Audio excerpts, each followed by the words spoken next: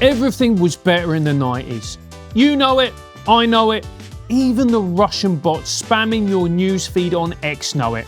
And they're not even real people. It was just a better time. There were no smartphones, no social media, and most importantly, no social media influencers. Believe it or not, back then, you actually had to talk to somebody, physically interact with them, before discovering they were a narcissistic sociopath. Now, you just look at their Instagram filters or whether they've got pronouns in their bio. 20 Gen Z readers still here, I promise I'm not making this up. There was a time you could attend a concert and enjoy it with your own two eyes and ears, not filtered through the phone screen of the twat in front of you recording the whole thing, thereby rendering his actual presence there pointless. Do you remember when we made memories, enjoyed private moments, took time for ourselves? Nowadays, you can't take a piss in a public toilet without some gurning moron snapping selfies next to you, because everything needs to be documented online. If you don't upload it to the gram, did it even really happen? Perhaps a more pertinent question for some to ask would be, am I an attention-seeking, soulless vacuum with a desperate, all-consuming need for external validation? Though sadly an influencer engaging in introspection is about as likely as me becoming an intersectional feminist. I doubt you could even bottle someone in a Wetherspoons these days without it being recorded and repackaged as a TikTok reel.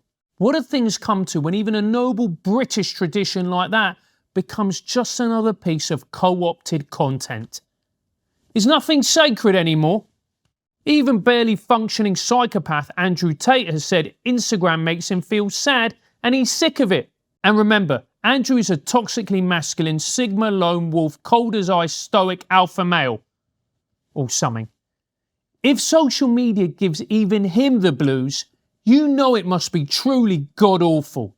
Discovering that Andrew Tate can feel sadness is akin to discovering that your pet hamster has a solid grasp of the long-term ramifications of Brexit. But unfortunately, the top G's tears haven't stopped him using every platform out there to spew his Kool-Aid over millions of young men every day. That's the thing about influencers. They're everywhere. Delete all your social media and you'll still find mainstream outlets like BBC News covering Tate's tweets as if each one is a major step towards a Middle Eastern peace settlement. And this brings me back to how much I miss the 90s.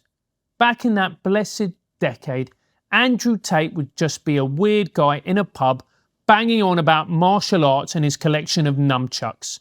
You'd just avoid eye contact with him, sit in a quiet corner and forget about the madness of the world for a few hours. Oh, the 90s. As the young kids love to say these days, hashtag take me back.